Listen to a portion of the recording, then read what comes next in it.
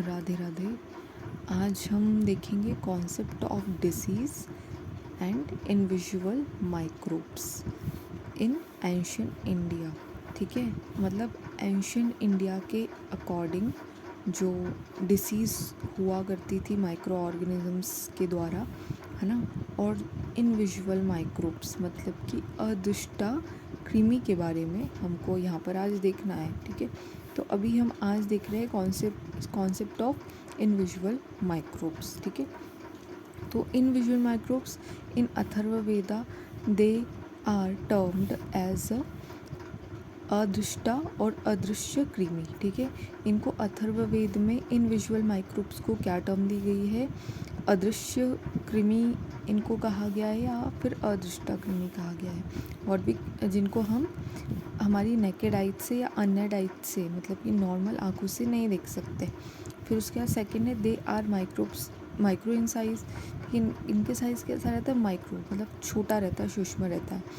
The term कृमि and the कृमि रोग have been mentioned in 3 Vedas. ठीक है, उसके अलावा यहाँ पर जो कृमि है और कृमि योग है, ये जो है हमारे 3 वेदास में मिलते हैं। मतलब कि ऋग्वेद में भी मिलते हैं, आपके अथर्ववेद में भी मिलते हैं और यजुर्वेद में भी मिलते हैं। सामवेद में इसका मेंशन नहीं है। ठीक है, देन क्रमिश। ठीक है, कैसे क्रमिश है? अदृष्टता क्रमि है। ठीक है, are found on the earth and mountain. ठीक है, तो ऋषि मुनियों ने पहले ही ये, जैसे कि हमने कहा कि उन्होंने कॉन्सेप्ट दे दिया था कि जो माइक्रो ऑर्गेनिजम्स मतलब कि वो कृमि कहते थे उनको। ठीक है, तो ये जो कृमि है ये हर जगह मतलब मिलते हैं हमें अर्थ पर।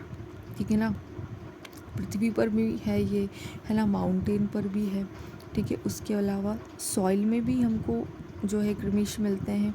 ठीक है, ऐसा ऋषि मुनियों ने पहले ही ये चीज़ बता दी थी। फॉरेस्ट में मिलते हैं। ठीक है, पानी में मिलते हैं हमको। ठीक है, उसके अलावा प्लांट की रूट मतलब कि पौधों की जड़ों में भी मिलते हैं, है ना, रिवर नदियों में मिलते हैं। ठीक है ना, उसके साथ साथ inside and outside of the all animals. ठीक है, सारे जितने भी एनिमल्स प्रेजेंट हैं उनके बॉडी के अंदर भी ये प्रेजेंट होते हैं और बॉडी के बाहर साइड भी प्रेजेंट रहते हैं। मतलब कि कैसे है? ऑमनी प्रेजेंट है, हर जगह ये प्रेजेंट मिलेंगे। They are in 2 types. ठीक है, अब जैसे कि जो इनविजुअल माइक्रोब्स हैं ये भी 2 टाइप के होते हैं। ठीक है, पैथोजेनिक, है ना, एंड नॉन पैथोजेनिक। ठीक है, पैथोजेनिक को जो टर्म जैसे कि हमने क्लासिफिकेशन में पढ़ा था कि पैथोजेनिक को टर्म दी गई थी। ठीक है, जिसको अपन क्या बोलते हैं, नीचे नाम दिया हुआ है दुर्नामा। ठीक है, पैथोजेनिक को क्या कहा जाता है? दुर्नामा या फिर अवैकारिका। ठीक है, या फिर अवैकारिका। और नॉन पैथोजेनिक को हम सहज कृमि कहते हैं। ठीक है, तो ऐसा मानते थे, मतलब पहले के ऋषि मुनियों का कहना ऐसा था कि ये जो पैथोजेनिक है या फिर जो बीमारी है, ठीक है ना, ये किसी श्राप की वजह से रहती है। ठीक है ना, या फिर कोई देवी, है ना, या फिर कोई ऐसे श्राप लगते हैं जिनकी वजह से ये बीमारियाँ होती थी। ठीक है ना, फिर धीरे धीरे जो है माइक्रोब्स का पता लगाया। ठीक है ना, यहाँ पर जो है एंशिएंट टाइम में जैसे कि यहाँ पर कुछ माइक्रोब्स, इनको जो टर्म्स दी गई थी, है ना, इन कृमियों को जैसे पिशाच कहा जाता था, है ना। उसके अलावा फिर इनको यतुधना भी कहते थे, है ना। राक्षस जो है टर्म जो है इन सूक्ष्म जीवों के लिए दी गई थी, क्योंकि पिशाच उस टाइम जो पिशाच थे, राक्षस थे, है ना, और भूत नाम भी दिया गया था। तो इनका काम क्या था? दूसरों को सिर्फ तकलीफ़ देना, है ना। तो यहाँ पर सूक्ष्म जीव भी कहते थे। ये जो पैथोजेनिक जो हमारे माइक्रो ऑर्गेनिजम्स हैं इनको ये क्या करते थे? हमारी शरीर के अंदर हमको तकलीफ़ देने का ये काम करते थे, इसलिए इनका नाम क्या इन्होंने रखा? पिशाच, राक्षस, भूत।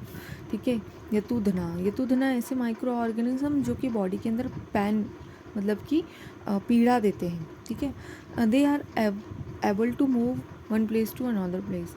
ठीक है, ये एक स्थान से दूसरे स्थान तक मूव कर सकते हैं। ठीक ठीक है ना, क्योंकि इनका वेट पहली चीज़ तो बहुत नॉर्मल होता है, तो ये डेफिनेटली अब ये कहीं पर भी प्रेजेंट होंगे या ह्यूमन बॉडी के अंदर मतलब ऊपर भी प्रेजेंट होंगे तो ये मूव कर सकते हैं, ठीक है। तो यहाँ पर जैसे कि यहाँ पर दिया हुआ है अमीबा, है ना, पैथोजेनिक क्रीमी है ये अमीबा, ठीक है ना।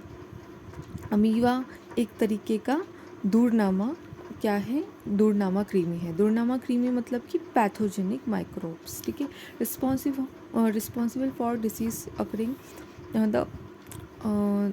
The uterus and the bum, ठीक है। तो यहाँ पर जो है ये जो अमीबा नाम का जो क्रीमी है ये फिकल मतलब फिकल पोर्शन में होता है ह्यूमन जो फीमेल बॉडी है, ठीक है, और फीमेल की जो मतलब कि जो स्त्री है उसकी यूटेरस को इन्फेक्शन कॉज करने का अमीबा काम करता है, ठीक है ना।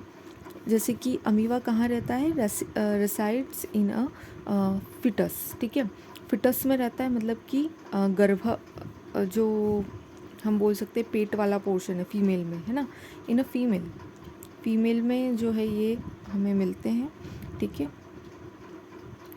ये कैसे है, दूरनामा क्रीमी है ना। इसके अलावा भी जैसे कि और भी जो हमारे माइक्रो ऑर्गेनिज़म से इनविजिबल माइक्रो ऑर्गेनिज़म, ठीक है, तो ये कुछ पैथोजेनिक है, लेकिन कुछ इनविजिबल माइक्रो ऑर्गेनिज़म्स ऐसे भी होते हैं जो कि नॉन पैथोजेनिक भी होते हैं, ठीक है ना। जैसे कि दही के अंदर जो माइक्रो ऑर्गेनिज़म्स प्रेजेंट होते हैं वो ह्यूमन फ्रेंडली होते हैं, ठीक है। तो इस तरीके से जो है हमने आज ये जो है इनविजिबल माइक्रोब्स के बारे में देखा है, ठीक है। अब कल हम देखेंगे कॉन्सेप्ट ऑफ डिसीज़, ठीक है। Thank you.